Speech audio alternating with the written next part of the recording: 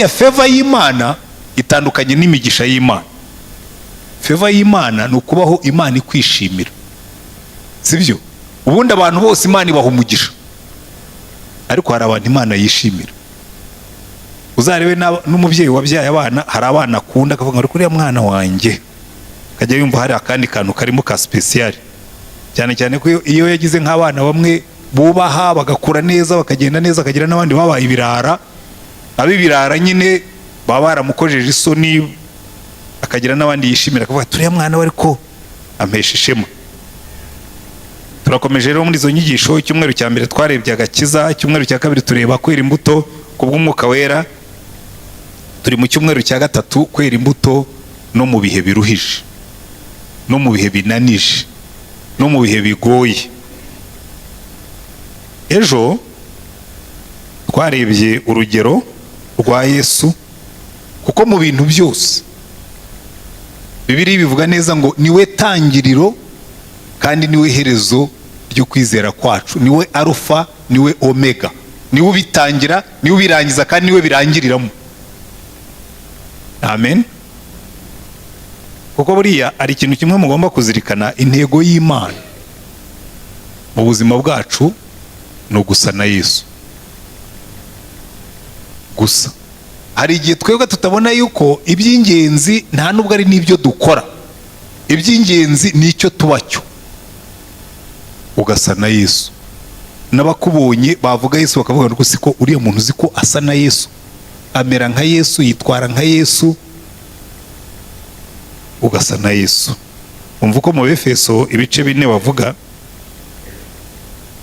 Abefeso ibice 4 umurongo wa 11 kugeza ku wa 15 baratubwira ngo Imana yashyizeho bamwe ngo babe intumwa, nuko bamwe kuba intumwa ze, n'abandi kuba abahanuzi, n'abandi kuba ababwiriza butumwa bwiza, n'abandi kuba bungeri n'abigisha, kugira ngo abera batunganirizwe rwose gukora umurimo wo kugabura iby'Imana no gukomeza umubiri wa Kristo, kugeza aho twese tuzasohora kugira ubumwe bwo kwizera no kumenya umwana w'Imana, kandi kugeza ubwo tuzasohora kuba abantu bashyitse bageze ku rugero rushyitse rw'igihagararo cya Kristo. Umugambi w'Imana ni uko tugenda dukura tukagera ku kigero gishyitse cy'igihagararo cya Kristo.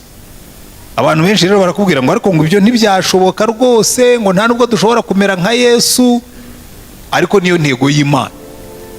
Umva uko handi bavuga mu Baroma ibice 8, Abaroma ibice 8 kuva ku murongo wa 28, haravuga ngo kandi kuko tuzi yuko kubakunda Imana byose bifataniriza hamwe kubazanira ibyiza byose, including n'ibibi, byose bifataniriza hamwe kutuzanira ibyiza, ngo ari bo bahamagawe nk'uko yabigambiriye, kuko abo yamenye kera yabatoranirije kera gushushanywa n'ishusho y'umwana wayo. Yadutoranirije gushushanywa n'ishusho ya Kristo. Icyo nicyo twatoranirijwe, kugira ngo abe imfura muri bene se benshi, grand frère muri bene se benshi kandi basa nawe. Abo yatoranije kera yarabahamagaye, kandi abo yahamagaye yarabatsindishirije, nabo yatsindishirije yabahaye ubwiza. Ubwiza tugenderamo si ubwacu, ni ubw'Imana iduha, tugasa na Yesu. Haleluya.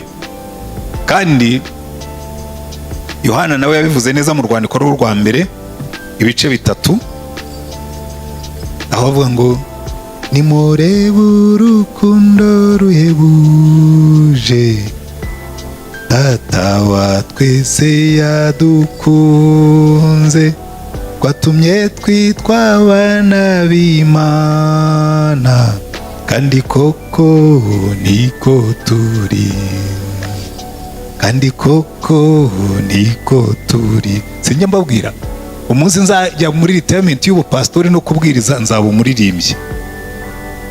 Mwihangane umunsi nzakora launch muzumirwa, iyo nzayitiza Pastor Zed nanjye n'igihe wayihimbye. Ariko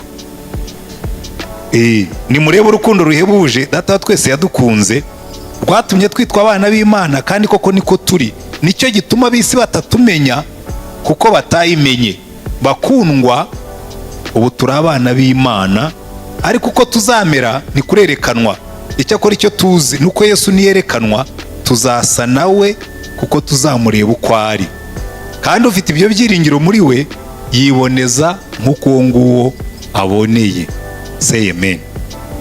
Urumva umugambi w'Imana, kandi twabishaka tutabishaka niho tuzarangiriza, tuzasa nawe. Kera nkikizwa, murabizi igihe nkunda kubibaho ubuhamya, ntarakizwa nari bene wa muntu w'umusore w'umwirasi, ku buryo kugira ngo uzambwirize ubutumwa bifate byari bigoye. Ariko bukeye Imana irandeba, hari umukecuru yari afite umukobwa twiganaga kuri universite, impakuzura nawe. Uwo mukecuru yari wamupanekote, utega igitambaro, uvuga Yesu, nta kindi yavugaga gusa. Aya wese mama, twamwitaga mama, nubwo nari umupagani ariko twese twamwitaga mama, kuko urumva nyine iyo ugiye mu gihugu uvuga imvugo yaho.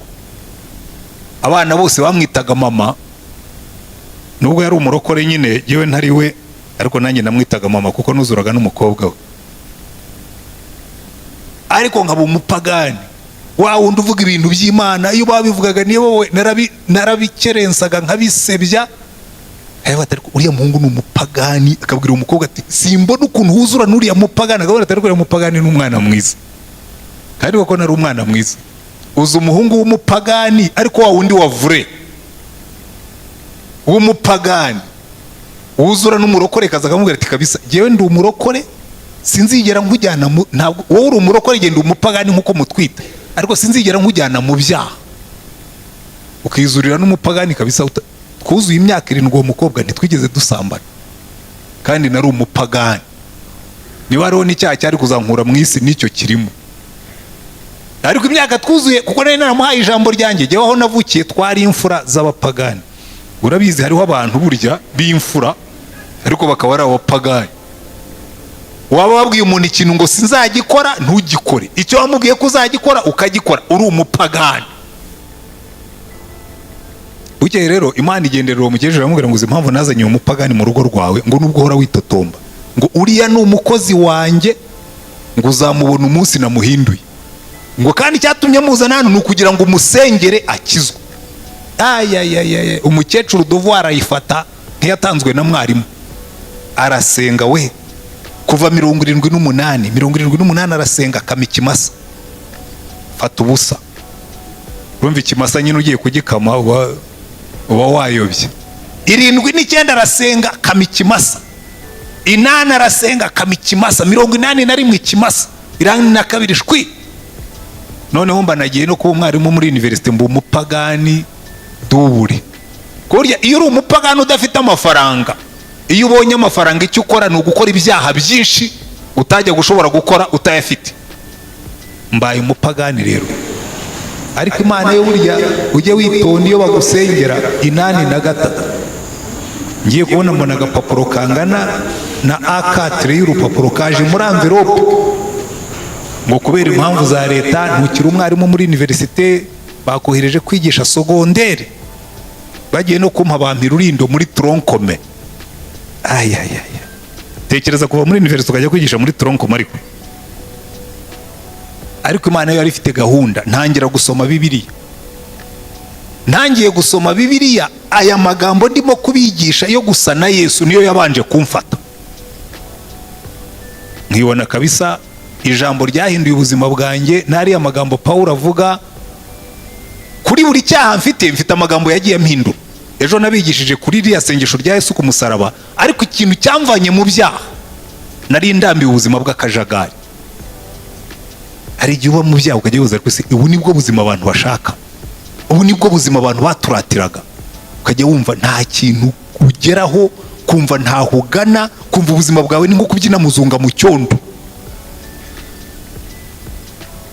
Ariko nsoma ariya magambo ya Paulo, ahantu Paulo avuga ngo kubwanjye kubaho ni Kristo, ngo no gupfa byambera inyungu. Ndavuga ni o moins celui-ci, niba n'uyu nguyu azi icyo abereyeho, je mbereyeho iki? Kubaho gusa. Hanyuma afata icyemezo nsoma Bibiliya. Jewe rero iyo ngiye kujya mu kintu ndabanza nkacyumva. Nushaka kunjyana mu kintu ntuzakoresha iterabwoba, ntirikora. Abarokore bajyaga bambwira ngo ariko Ntwane uri umupagani uzajya mu muriro, nkababwira nti sans remords et sans regret. Niba nzajya mu muriro nzajyayo ntacyo nicuza kandi ntacyo umutima undega. Bene uwo muntu rero kugira ngo uzamubwirize ukoresha iterabwoba ntibifata. Ngo uzajya mu muriro, nababwira umuriro nzaba narawuhisemo. Kugira n'ibyaha nabikoraga ntabitekereje, ntabiteguye, ntabipangiye. Ibintu byo kugenda mu kajagari no. Nari meze nk'awa mujura ngo abantu bakubise mu kajagari aho gatoya twumvikane. Nubwo ndi umujura ariko ibintu byanjye mbikora kuri gahunda. Abashaka kunkubita inshyi mujye mu murongo umwe, abashaka kuntera amakofe mujye kuwundi, abari bukoresha imigeri mujye kuwundi, ariko mwinkubita mu kajagari. Je ibintu byanjye byagendaga muri gahunda, nta kajagari. Ariko najya kwiruturuva ngasanga ubuzima bwanjye ntibugira umurongo, ntibugira icyerekezo. Noneho somye iyo ntuze ya Paulo akavuga ngo kubwanjye kubaho ni Kristo. Ndavuga ni sasa uyu we azi icyo abereyeho. Kristo niwe ntego y'ubuzima bwe.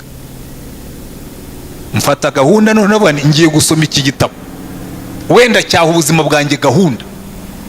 Kandi kugira ngo mbyumve neza niha kugisoma gatatu, nkirangiza ntasimbuka n'umurongo. Hanyuma ndagisoma mpera ku itangiriro ingeza ku byahishuwe. Amezi 6 nari nihaye, nari narangije gukizwa. Ariko imirongo yamfatagaho cyane ni iyi ngiyi ivuga ngo tugomba gusa na Yesu. Nkabana bose mana, umuntu ashobora gusa na Yesu. Hanyuma umunsi umwe rwose ndibuka naramaze gukizwa, mbwira Imana mva rero noneho narakijijwe, nanuzuye n'umwuka. Jewe byanjye byarihuse, gukizwa kwanjye kwarihuse no kuzura umwuka byarihuse. Kuko umunsi nakijijwe, umunsi nafashe icyemezo cyo gukizwa, ku cyumweru nari natangiye kubwiriza kandi abantu barihana. Kwishura aho twabaga icyumweru cya mbere narabwirije kandi ndangije mpamagara bihana warihana nkomerezaho. None Imana narambwira ngo gusa na Yesu ni urugendo, it's a journey. Ngo hari umunsi uzasa nawe, niyerekanwa uzasa nawe. Muvuge ngo amen. Ariko iyo uri mu rugendo ntuhagarara utaragera iyo ujya. Ikibazo nuko twebwe benshi iyo yamaze kwihana itabi no kwihana inzoga ahagarira aho ngaho akavuga ngo ubu ngubu ugiye ngo narakijijwe ngo sinywa itabi. Hari n'abandi batarinywa. Jye sinigeze nywa itabi mu buzima bwanjye kandi nari umupagani, nanywaga inzoga sinywa itabi. So kuba utanywa itabi ntibivuga yuko wageze iyo ujya. Kuba utanywa inzoga, hari n'abanyagifu n'abanyamwijima n'abadiyabete n'ibindi bamubwira ati inzoga uyivuyeho ntabwo bivuga ko wakijwe ngo nuko utanywa inzoga. Oya, kugira sinsambana. Hari abandi bantu b'inyangamugayo badasambana atari ukubera ko bakijijwe, ari uko badashaka kujya mu kajagari gusa. Ikintu kizakubwira ko urimo gukizwa nuko utangira urugendo rwo gusa na Yesu mu byiza no mu bibi. Amen. Mu byiza no mu bibi. Ejo twabonye uburyo Yesu yeza imbuto mu gihe kibi. Abantu bose bamutereranye, abantu bose bamubeshyeye, abantu bose bamwanze, abantu bose bamugambaniye, abantu bamuciriye urubanza rutari rwo, baramukubita bamwambika ubusa. Arangije basabira umugisha ngo Data ubabarire kuko batazi ibyo bakora. Imana ikavuga ngo nimuse na Yesu mu bihe byiza no mu bihe bibi. Muse na Yesu iyi isi irimo kubakomera amashyi, ariko murusheho gusa na Yesu ibashinyikiye amenyo. Kuko buriya biroroshye cyane gusa na Yesu iyi isi yadukomeye amashyi, abantu bose bagushima. Ariko ntabwo byoroha gusa na Yesu iyi isi ishinyitse amenyo. Iyi si yashinyitse amenyo, abantu bakwambuye, abantu baguhemukiye, abantu bagutereranye, abantu bakugambaniye, abantu bakuvuze nabi, abantu bakwanze, abantu bakugaye. Ugasa na Yesu ukabakunda, ugakunda n'indashima nkuko twabisomye ejo. Iyo rero ukurikiye Yesu, iyo ugeze aho ngaho bigatangira kukugora, arakubwira ati don't worry, ntuhangayike, iyo nzira nayiciyemo nzagushoboza.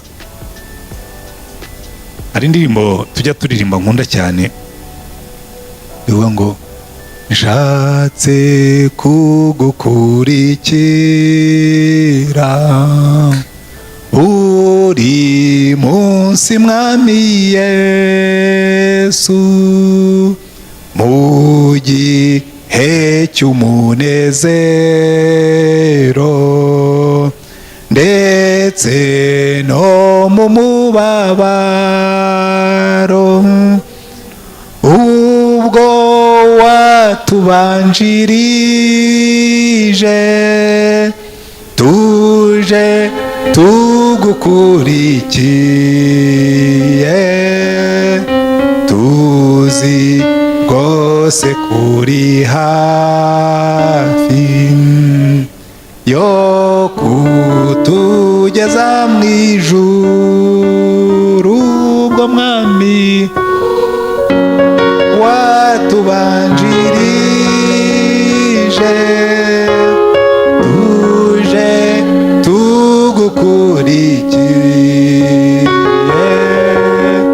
tuzi rwose kuri hafi yo kutugeza mu ijuru.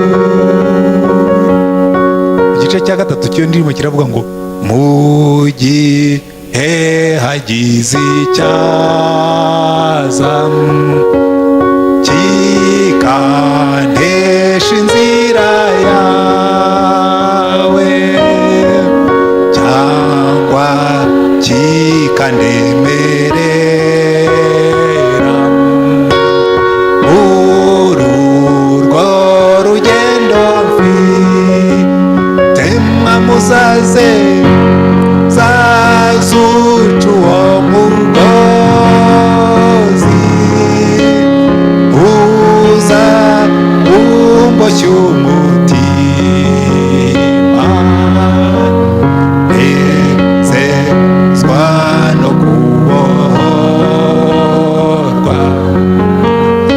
abo nuko ngukore muzaze zazuca uwo mugozi uza umboshye umutima, nezezwa no kubohorwa aho nuko ngukore. Uyu muririmbyi yari yarabyumvise neza, aravuga ngo ndashaka kugukurikira mu gihe cy'umunezero no mu gihe cy'umubabaro, ngo kandi nihazagira ikintu gishaka kuntesha inzira yawe uzaze uca uwo mugozi uzabumbushye umutima. Kuko buriya iyo tugeze mu gihe abantu batadukomera amashyi, iyo tugeze mu gihe isi dushinyikiye amenyo, ikintu cya mbere Satani akora akuboha umutima, akajya akubwira ati urimo urashima Imana kandi bakwanga, urimo urashima Imana kandi barakwambuye, urimo urashima Imana bakuvuga nabi, urashima Imana baraguhemukiye, urashima Imana abantu bose baragutereranye, urashima Imana wapfushije umwana. Bamubwira ngo Imana yari yamumpaye none iramwishubije, Uwiteka himbazwe, uzaze uca uwo mugozi uzabumboshye umutima.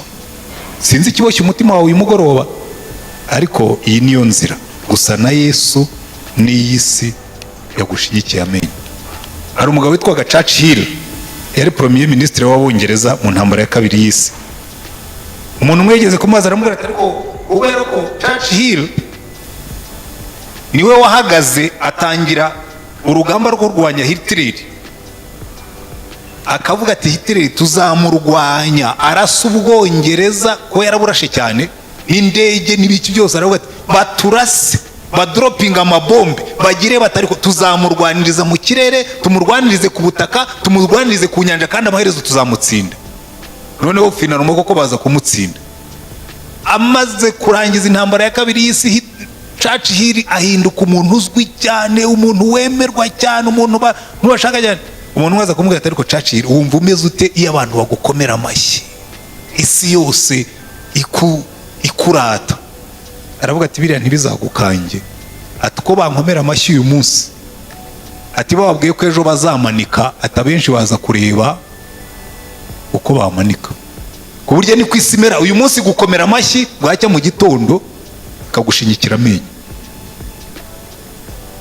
Kugira ngo rero uzabe umuntu w'Imana wera imbuto mu gihe cy'imvura no mu gihe cy'izuba, ugomba gusa na Yesu, kuko burya Yesu yaje kutwereka uko umuntu w'Imana agenda afite humeur égale from Monday to Sunday, kuva kuwa mbere kugeza ku cyumweru, imvura yagwa imvura itagwa, izuba ryaza, akagenda kubwira ngo jyewe uko bigenda kose ngendera mu rukundo, ngendera mu mahoro, ngendera mu byishimo, ngendana ingeso nziza, ngendana kwihangana, ngendana gukiranuka, ngendana kwirinda, kuko ndi umwana w'Imana. Kandi burya Imana ntihinduka, uko yari ejo ni kuri n'uyu munsi niko izahora iteka ryose. Ikavuga ngo namwe muse nanjye, uvuge ngo amen. Ariko twe turahindagurika, uko wabyutse mu gitondo siko umeze nimugoroba, bagusanga usekuye umwanya, ukurikiyeho bakagusanga uhekenya amenyo, cyane cyane iyo wahuye n'abayahekenya. Wabonye yuko iyo usanze abantu bahekenya amenyo nawe uhekenya? Uyu munsi turareba undi muntu weze imbuto nziza mu gihe kiruhije, agasa na Yesu, kuko yaje nyuma ya Yesu, agasa na Yesu. Hari n'abandi tuzareba beze imbuto na Yesu atari yaza, ariko ugasanga barasa na Yesu, kuko ngo bamurebaga akiri kure, ariko uyu nguyu we yari yaramubonye. Uyu munsi turi umuntu witwa Stefano mu Byakozwe n'Intumwa ibice 6, twihuse. Byakozwe n'Intumwa ibice 6. Uyu mugabo ndamukunda, none rero gusa na Yesu uzasaba Stefano, Steven, Etienne. Byakozwe n'Intumwa igice cya 6,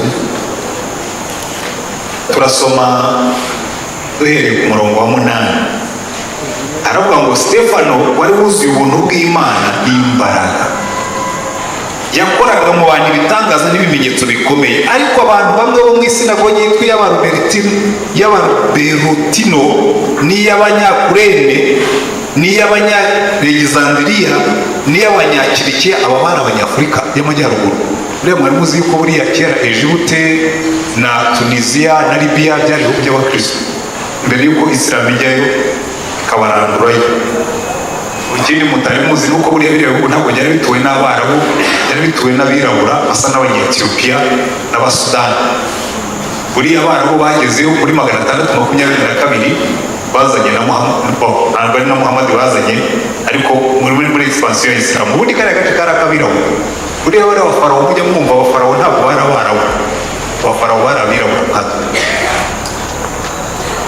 Ariko ibyo ni amateka. Aba bantu, aba Banyakurene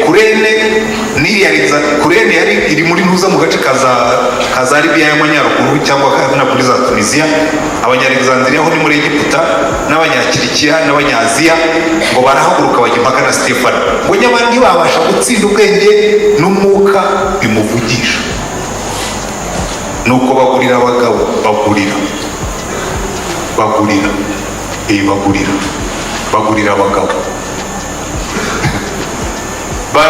abagabo bo kuvuga bati twumvise avuga amagambo yo gutuka Mose n'Imana.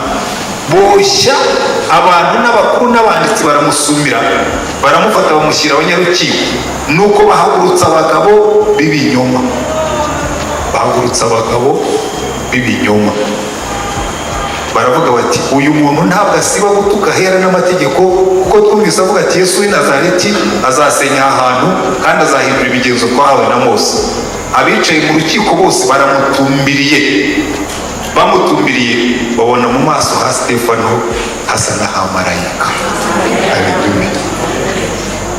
Kwera imbuto nziza n'iyi si ishinyitse amenyo. Bamutumbiriye babona mu maso he hasa n'ahamarayika. Uzi umuntu akorera ukuntu usa n'amarayika. Nigeze kubabwira ubutumwa hano, nagiye kubwiriza muri Uganda, twari dufiteyo igiterane. None burya ujya ukunda abantu bose. Imbere yanjye hari yicaye akagabo afite amaso ahengetse gutya, kari kameze rwose, ndabona kameze nk'uruvu. Njye niko nakabona, ndabwiriza akabona karahindukiza ukuzi, ukabona kameze nk'uruvu neza. Noneho mpamagaye abiha karaza gati mukozi w'Imana nakureba gahoro usa na marayika yewa icyakubwira ngo ngenda kureba gahoro usa n'uruhu iwo munsi Imana yarambosoye uzi ahantu Imana ifata inkoni ikagukubita ariko ikakunoza nari ndimo kubwiriza nkajya nkareba kicaye kameze gutya kandi katwawe kareba nk'uruvuto ariko kaje ndabasengera maze kubasengera ko gasigara inyuma gase man of God you look like an angel of the Lord in front of us yewe namukiresheje namushyize hasi namudehumanizinze namwambuye umuntu muhindura kwasa n'uruvu numva kabisa Imana iramusohoye ngo numva urimo kwigisha urukundo rw'Imana ngo agaciro nabuze nimwe n'abantu numva karagaruka nshaka kumubwira ntiyumenya ko nanjye nari nakakwaguyeho kanyagowe uzi ko umunyabyaha uhagaze hano muri pulpit ukabwiriza abantu bagafashwa bamara gufasha Imana ikagukosora iyo kambwira katari ko wapfukamye nanjye nkagusengera mba narakukamye kabisa uwo munsi naratsinzwe kandi narakosoretse uzi gufata umuntu Imana yaremye ukavuga ngo arareba nk'uruhu abigenza ate se ko ariko Imana yamuremye ko itanamwigishije n'inama naratsinzwe ndihana ariko ngo abantu barebye Stefano bo bahekenya amenyo bameze nk'utudayimoni uba murebye wabona arasa na marayika murebe contraste y'iyose murabona ibyo twarebaga ejo Yesu yarahagaze ngo bo barimo kumushinyagurira ngo bandi barimo kumuseka ngo bandi barimo kumutuka ngo bandi barimo kurebera arabareba asa n'Imana ngo data babarire ko atazi ibyo bakora hano Stefano abagabo b'ibinyoma abagabo b'indariko abagabo bavuga ibitari byo barahagurutse batangiye kumushinja ngo bamurebye babona arasa na marayika haleluya reka mubaze ikibazo iyi si gushinyikiye amenyo sute iyi si ishinyitse amenyo imbere yawe wowe usute kuko kenshi twebwe iyo umuntu azamuye ijwi natwe turarizamura iyo ashinyitse amenyo natwe turayashinyika njya mbwira abantu umuntu nakwita imbwa ntuzamuke kubera ko umuntu aza kuvuga ati wambwa we ugatangira ugatongana ugahekenya amenyo ukagira ngo tugahita ubaye ukamoka umuntu nakwita imbwa ujya usa na marayika umusabira umugisha wera imbuto nziza no mu gihe kibi hari ibindi turi buze kubona reka mbanze mvuge kuri aya magambo urabona isi ya Yesu isi ya Stefano n'isi y'uno munsi ntabwo bitandukanye cyane uriya kamere y'umuntu ntiyigeze ihinduka icyahindutse ni imyenda twambara icyahindutse n'ibyo tugendamo kera bagendaga ku mafarasi tugenda mu modoka tukagenda no mu ndege ariko ubugambanyi ntibwigeze buvaho ibinyoma ntibyigeze bivaho uburiganya ntibwigeze buvaho urabona Stefano ikintu cyatumye bamugambanira ni ishyari ngo yagiye impaka n'abariya bantu ngo imbaraga z'umwuka zari zimurimo bananirwa kuzitsinda uzakora akazi neza abantu bagira ishyari uzavugwa neza abantu bagira ishyari batangire bagupangira imipango y'uburyo bazaguhanana cyane cyane mu Rwanda ho ufite filozofi ya PhD nigeze kumva umuntu abivuga nawe nicyo ko twitegereje koko Paul Himu nawe waratuzamukanyisha abanyarwanda bararoga ukibaza umuntu aroga umwana ngo amurye abanyarwanda baroga inka kandi ntabwo wari wirya inyama bakaroga gusa baranahembwa no mu rusengero bararoga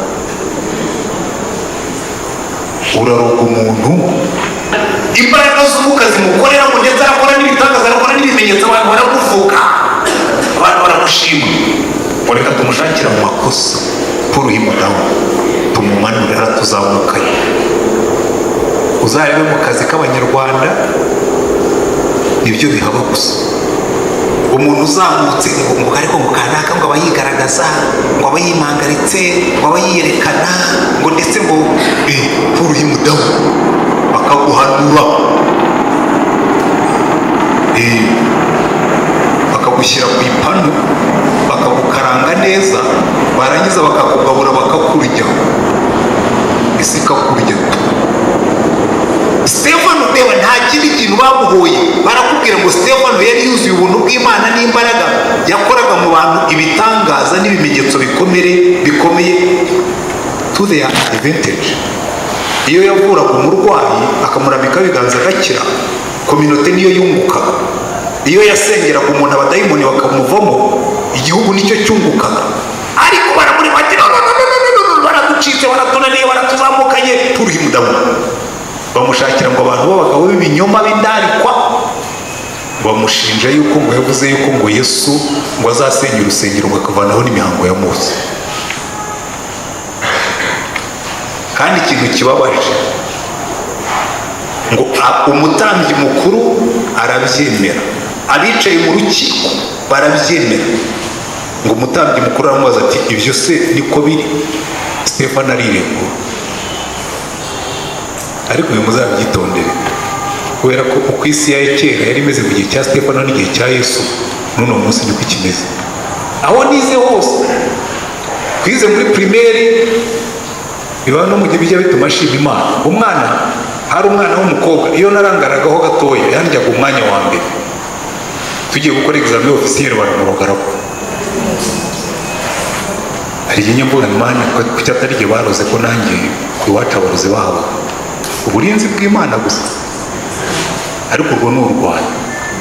ukigana n'abanyeshuri muri sogonderi, buri buke mugakora examen, umuntu akaza akakwibira ikayi akayihisha, mwazarangiza examen ikayi yawe ikaboneka. abo bakora ibyo ngibyo nibo nyuma bazavamo babandi bagushakira ngo ariko muzimo kanaka ngo twicaye aha n'aha twumvise avuga, ngo twumvise avuga. urumva hano icyo bareze Stefano, baravuga ngo twumvise avuga, ngo uyu muntu ntabwo asiba gutuka ahera n'amategeko kuko twumvise avuga. muca umurongo kuri twumvise avuga. yewe no mu gipasitori bibaho, kagenda bakajya kwa bishop bati twumvise avuga. muri politike bibamo ati twumvise avuga. domene zose z'ubuzima twumvise avuga. rego ukabaye bagushyize kuri menu bakaguteka bakakurya, twumvise avuga.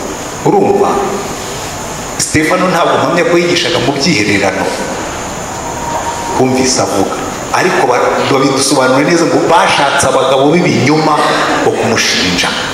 ariko ngo bamugejeje mu rukiko bamurebye babona asa na marayika, kuko yarahagaze aravuga ngo Yesu, ngo niko ntekereza. ariko ngo watubwiye yuko nituzajya imbere y'urukiko tutazagomera gushaka amagambo yo kwiregura, none unyuzuze umwuka usubize nk'uko ushaka. Stefano arasubiza ariregura, ahera ku itangiriro arababwira ati kuva kera kose niko mwabaye, mwica abahanuzi mukica ababatumweho. umva uko arangiza ababwira. aba bantu yarababwiye umurongo wa 51 muri icyo gice cya 7, arababwira ngo yemwe abatagonda ijosi, mwabatakebwe mu mitima no mu matwi, iteka murwanya umwuka wera. uko basekuruza wanyu bakoraga niko namwe mukora. ninde wo mu bahanuzi basekuruza wanyu batarenganije?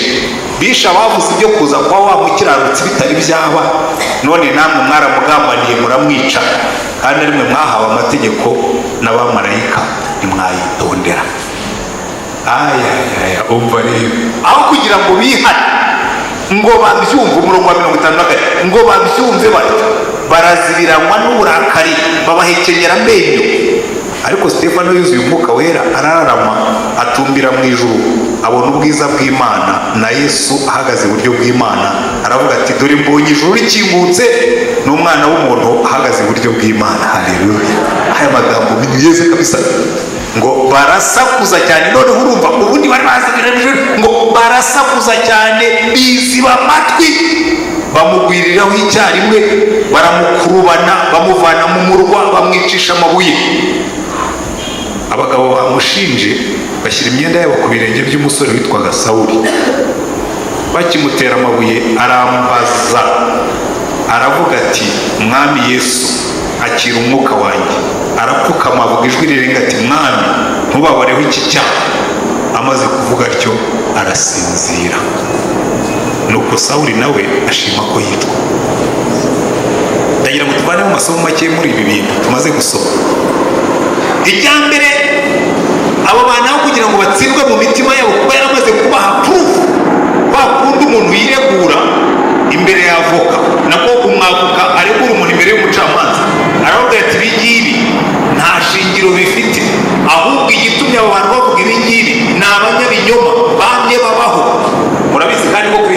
bishya mu Bayuda mu gihe cya Ahabu.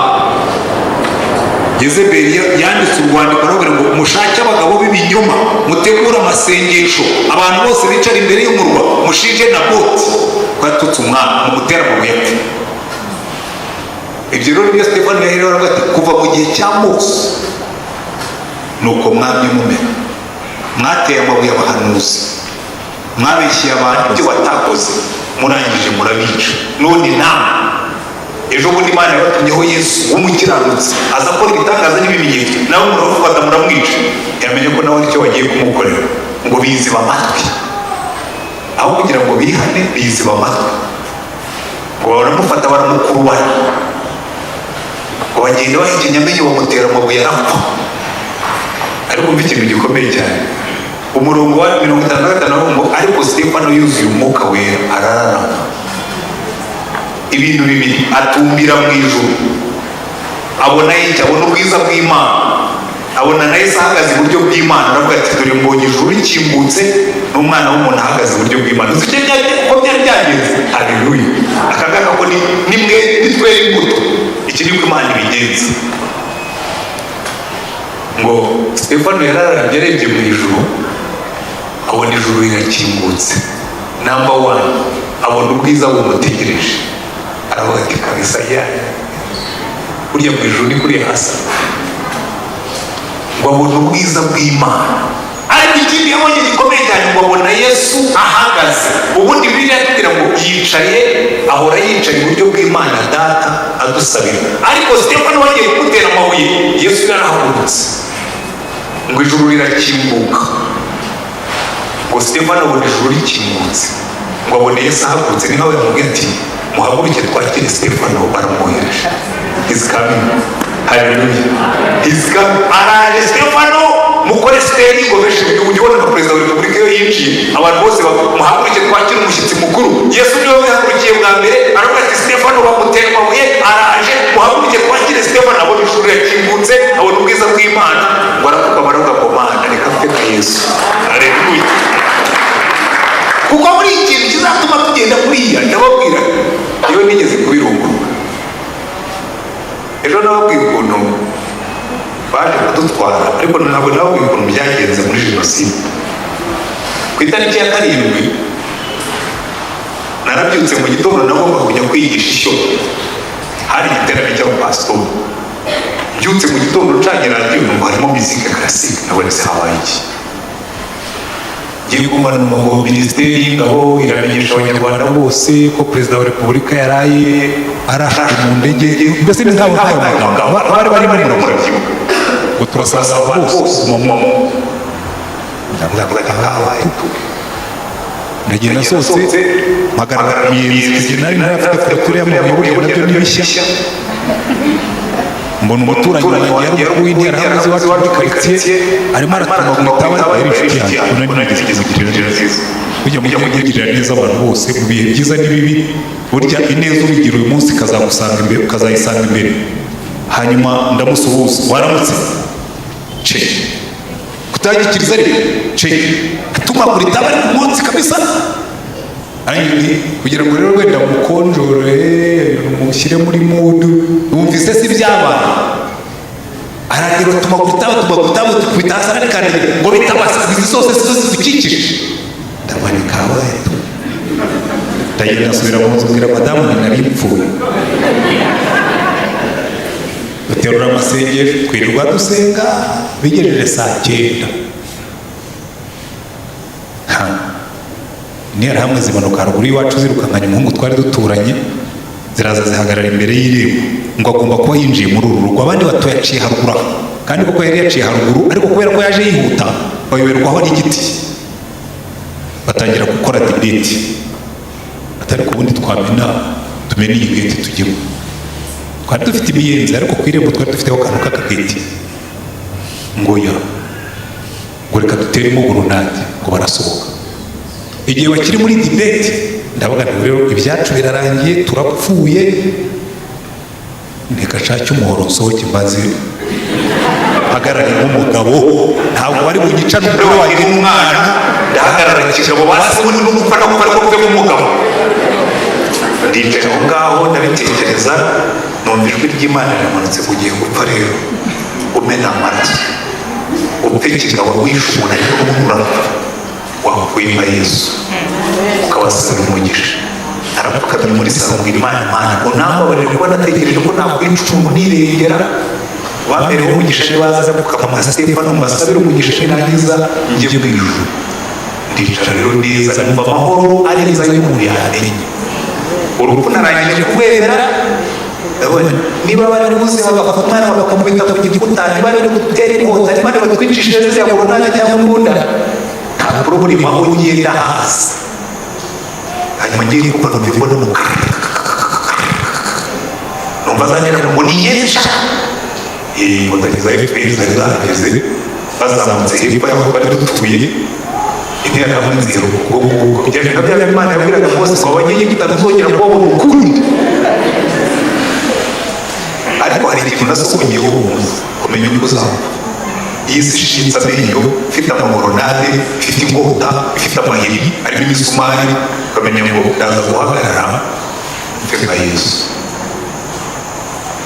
Iyo umaze kwemera ukuri gupfe, burya icyatumye Stefano abona Yesu ahagaze mu buryo bw'Imana, nuko yari yavuze ngo hari ikintu kimwe aho njya ntazi. Igihe abantu barimo gutegura ko bagiye kumwica bamukurubana bagira bati ngo we yarebye mu ijuru, number one, abona ijuru rirakingutse, abona ubwiza bw'Imana, abona Yesu ahagurutse iburyo bw'Imana. Aravuga ngo mbonye ijuru rikingutse, ndabasezeye. Kandi umwana w'Imana ndamubonye aje kunyakira, kandi ndamusabira umugisha. Ngo arapfukama aravuga ngo Data, ntubabarire iki cyaha, waragira umutera amabuye arapfa, yigira mu ijuru. Haleluya. Buri ikintu kizadushoboza kunesha no mu bihe bibi, ugakunda abatagukunda. Bose abantu bakubwira ati kanaka arapfa, bakamubwira ati rwose uriya ngo kugirwa impuhwe, kubona nyanga kandi njyewe niteguye kumwanga. Abantu bakakubeshya, bicara ukavuga ati niba bari bazi ko wabeshyira ntabyo nakoze. Ibi rero babwire muri iyi si tubamo, iyo umaze kubimenya, iyo umaze kubimeritiriza, life is very enjoyable, ubuzima buraryoha. Kuko icyambere nta kiba kikigutera ubwoba. Umuntu araza akakubwira ati reka buriya abantu barakwanga no kukwica bakwica, ukabwira ati nuko batazi aho ujya ko ari heza kurutaha. Buriya abakristo tuvuga ijuru ariko ntituraribona, tuvuga ijuru ariko ntiturikunda kuko tubitekereza. Ubundi ukunda ijuru ntiwatinya gupfa. Umuntu yajya akubwira ati turakwica utiyo express yanjye iwacu, kuko buri urupfu Yesu yararwihimbiye, yarugize express itujyana mu ijuru. Ariko uzarebe kenshi isi ishitse amenyo, ndimo ndarangiza. Stefano bamuteye amabuye arapfa. Hari umuntu bagarukaho hepfo, baravuga ngo umurongo wawe ugaruke hariya hejuru, ndimo ndarangiza. Umurongo wa 58 ngo baramukurubana bamuvana mu muruba bamwicisha amabuye. Abagabo bamushinje bashyira imyenda yabo ku birenge by'umusore witwaga Sawuli. Ntabwo Sawuli yajyanaga amabuye, yari shefu. Urabizi buri ikintu cyakoye abacamanza muri za gacaca n'ahandi, abashefu b'intera hamwe bo ntibica. Kaza kavuga ati nimushinje hari umuntu nishe, ntawe yishe. Siyo mpamvu ubona bariya bose baba muri guverinoma y'abatabazi barimo kubarekura, nta muntu bishe, ariko imyenda yabo bayishyiraga ku birenge bya shefu, hanyuma bagatera amabuye. Muri gacaca bakavuga ngo kanaka niwe wishe aba bantu, ariko uwabayoboraga ni kanaka wundi wari uhagaze, ntabwo yishe. Sawuli niwe wari umukuru w'iriya gana, we yaraje arabirebera, atanga amabwiriza, atanga n'uburyo bikorwa. Arahagarara imyenda bayishyira ku birenge bye, asuperereza ko Stefano yicwa clean, kamenya gashoboka ko yapfuye nyagupfa. Ndetse yuko baramubwira ati kikwereka ko Sawuli ariwe wishe w'iriya gana, baravuga ashima yuko Sawuli yicwa. We ntabwo bamwaka kumutera amabuye ariko twe kumwicara ngo umurangize finish him, mumbeke ngishoboka ko yapfuye, umuhorahoze apfe burundu. Uriya Imana yacu n'igitangaza, yazanye Sawuli mushyira en contact n'urupfu rwa Stefano. Arangije Imana iravuga ngo sawa, ni wowe uzamusimbura. aba intumwa azamusimbura. Kuko buriya nubona abantu barimo kugira nabi ujye ubyihorera, ntabwo uzi icyo Imana izabikoresha. Sawuli ubwe yiyambira akavuga ati yewe nari mubi cyane, natoteje itorero ry'Imana ndetse nishe abakozi b'Imana. Ariko yahigiye isomo, muzarebe nta wundi wanditse ku gukunda abanzi bacu nka Sawuli Pawulo. Kubera iki? Yari yabonye umuntu w'Imana, noneho atari Yesu. Kuba mwaravuga ngo Yesu ujya ntiwamwishinga ngo yari Imana, wenda yakoze n'akamaji ngo imisumari ntiyamurya, yaramuriye se ntiyamuriye. Ariko Stefano we yari umuntu nk'ako, baramubeshyeye yumva kubera ishyari, bamutera amabuye yumva abona Yesu. Ariko igihe bamushinjaga ahagarara asa na marayika. None reka mubaze ikibazo, iyi si gushigikiye amenyo usute, nawe urayashirika ugasa nayo, cyangwa uratuza ugasa na marayika? Stefano yabonye Yesu ahagaze iburyo bw'Imana. Iyi si gushigikiye amenyo ureba hehe? Ko burya ikitwica naho tureba. Nubona abantu bazamuye urusaku, nubona abantu bazamuye ibinyoma, nubona abantu bazamuye ubugambanyi, yutumbira mu ijuru. Uzabona Yesu yicaye cyangwa ahagaze iburyo bw'Imana. N'ubu ugiye gupfa uzamubona ahagurutse aje kukwakira. Nuba ntacyo ugiye kuba uzamubona yicaye iburyo bw'Imana atagusabira. Ujye utumbira mu ijuru. Hanyuma Stefano batangiye kumutera amabuye, batangira kubasengera. Iyo abantu bahagurukije intambara yo kukurwanya, iyo abantu bahagurukije intambara yo kukwanga, wowe uterura iki? Uterura amasengesho cyangwa uterura amagambo? Kuko icyo uzaterura nicyo uzasa nacyo. Byoroshye bityo cyangwa bikomeye bityo. Hanyuma icyanyuma, Sawuli yitegereje urupfu rwa Stefano, amaherezo Imana iramuhamagara aramusimbura. Ujye wihangana, kuko kwihangana kwawe niko Imana izakoresha ngo ihindure na bamwe muri abo banyabyaha. Reka mbaho ubuhamya bumwe hanyuma ndangize. Nabaye Rurindo nkagira abarimu banyanga. Ubu rero ngewe ibintu byo kubeshyerwa maze nabiriyemo agatigito. Bampangira ku ikomeye cyane. Baragenda bajya muri ministeri, nari préfet des études, na ministeri ubwayo yari yaranze kunsinyira kubera ibibazo twari twifitiye muri kino gihugu, ariko hari abashakaga iyo poste. Babonye batayibahaye bayimpaye, bajya muri ministeri barambeshyera ngo nateye umunyeshuri inda. Ministeri yohereza komisiyo ministeriyeri yo kunkoraho nkete, baraza bakora nkete. Rero burya mujye mukiranukira Imana kugeza kuri detail.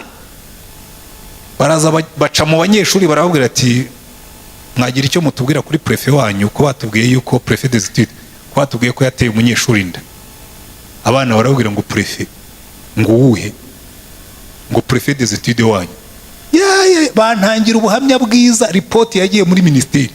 Barababwira ngo prefet wacu ngo si umusore si n'umusaza, ngo niyo kuko nantrenaga ekipe ya atletisme, ngo niyo aguteruye muri sport ngo cyangwa imbwa zagufashe ngo n'intoki ze ntizigira santima, ngo niyo washaka ko agutera inda ntibyakunda, ngo ni umurokore. Barabyandika. Barangije gukora tuwa mu banyeshuri, abanyeshuri bantangira ubuhamya bwiza. Bajya kwa directrice baramubwira ngo kuki utatanze raporo yuko préfet des études yateye umunyeshuri inda? Ati kagira inkuru. Ati hano se hari umunyeshuri ufite inda ahubwo? Bati ko batubwiye yuko ngo hano ngo hari umunyeshuri ngo préfet des études yateye inda. Aragwe mubanze mumbwire uwo munyeshuri uko yitwa n'ishuri yigamo mbafashe. Basanga ntawe bafite. ariko niba ari préfet des études hano munavuga, hano hari inkumi nyinshi, ko ryari ishuri ry'abakobwa, hano hari abarimu kazi benshi. Iyo ashaka no gutera inda ntiyari kuditera abo banyeshuri bafungiye mu kigo, yari kuzitera bamwe muri abo bakobwa baturanye. Bababwiwe ko hari n'umwarimu ufite inda cyangwa ari arabashwishuriza neza, barangije baramubwira ati rega n'ubundi twabigenzuye mu banyeshuri, twanze kuzamenya ko twagiye mu ishuri ryawe tutakubwiye, turatashye.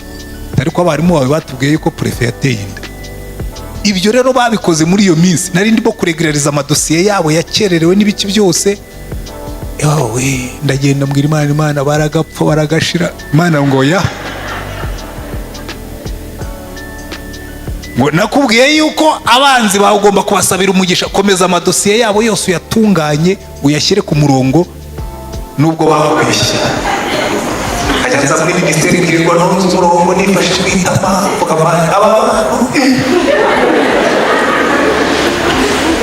hanyuma byose birangira neza. Umwe muri bo aza kugenda avuye Kongo, muri 1994 yabuze ajya Kongo, avuye Kongo aza kunshaka aratwara. Ubuhamya bwawe narakwitegereje ku burutuma yawe, twigeze no kubeshya, ariko narakwitegereje ndavuga ngo uyu ni umuntu w'Imana. Kandi ibi hari ijambo wigeze kumbwira ati nageze Kongo, yari umugore mwiza w'umutukazi, ariko usaba sinzi wowe rero nawe intera amaze kumureba ngo nta mutukazi usaba gutwara, baramufashe baramuca n'abana, bamwica abana, hanyuma yibukira Imana. Abavuye yaza kunshaka mu buhamya, yubwira abantu iby'Imana, nurangiza uwo buhamya, nurangiza wera imbuto no mu gihe kigoye, uzi icyo Imana izabikoresha.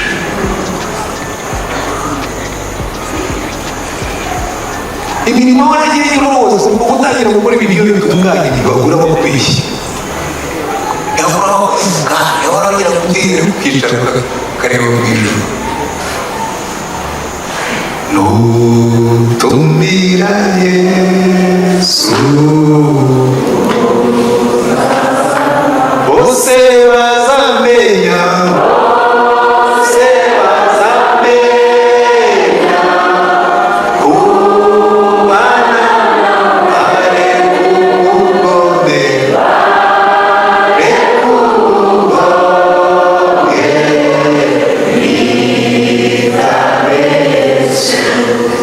reka dusenge Imana. Ariko uyu mugoroba ndagira ngo musigarane ibintu bibiri. Isi nikwegereje ishinze amenyo, ujye utumira mu ijuru se n'amarayika. Abantu nibatangira kukubeshya bagatangira kukurega ibinyoma, ujye wibuka ko nta gishya munsi y'ijuru, ko na Yesu babikoze kandi ari Imana. Utumbire Yesu hanyuma gushoboze. Turagushimye Mana yacu. Turi mu isi igira ishyari, turi mu isi igira amahari menshi, turi mu isi ugira sikisi abantu bakamikwa bakarakara, turi mu isi ukora ibyiza abantu bakabigaya, turi mu isi ukora ibyiza abantu bakakwanga, turi mu isi ihimba ibinyoma, turi mu isi ihimba amagambo, kandi nta kintu gishya munsi y'ijuru. Ariko turasenga ngo duhe kugenda nk'uko wagendaga Mwami Yesu. Ndasengera umuntu wese wicaye hano muri uru rusengero, umuntu abantu bapangiye bakamuremera inkuru bakamubeshyera kandi bigafata, kandi akarenganywa kubera byo. Ndasengera umuntu wicaye muri uru rusengero, abantu bapangiye byaza mu buryo bw'umwuka cyangwa mu buryo bw'amagambo bikamuteranya n'abandi. Ndasengera umuntu wicaye muri uru rusengero, bavugiye ibyo atavuze, bahimbiye ibyo atakoze, bakoreye ubugambanyi bwinshi akaba yarashaririye. Ndasengera umuntu wese wakoze akazi neza abandi bakamugirira ishyari, bakamurega ibinyoma kandi akazi akakabura. Ndasengera umuntu wese wicaye muri uru rusengero, waba warakoze imirimo akagira sikisi abandi bakamugirira ishyari, bakamwicira ibyo yari arimo gukora. Ndasengera abantu bose, ari abari hano ari n'abahandi banyuze mu bisa bityo, abagambaniwe, abatereranywe, ababeshyewe, abambuwe, abagiriwe nabi, ndabasengera ngo igihe isi izaduhekenyera amenyo, igihe isi izadukankamira ikadushinyikira amenyo, uzaduhe gusa na marayika. Igihe tuzanyura mu muriro tuzasohokemo dusa n'izahabu, ntituzasohokeho dusa n'amakara, kuko ijambo ryawe riratubwira ngo ntabwo nitunyura mu muriro ntabwo uzadutwika, ntabwo tuzashya, nitunyura mu migezi ntabwo izadutembana, nitunyura mu mazi ntazaturengera, kuko uzaba uri kumwe natwe. Uduhe yuko nitugera mu bibazo tuzajya dutumbira mu ijuru, tukibuka yuko ubwiza bwaho buruta ubwiza bw'isi, kuko ngo ibyiza tubikiwe biruta kure cyane ibyo ngibyo abantu batwambura mu isi.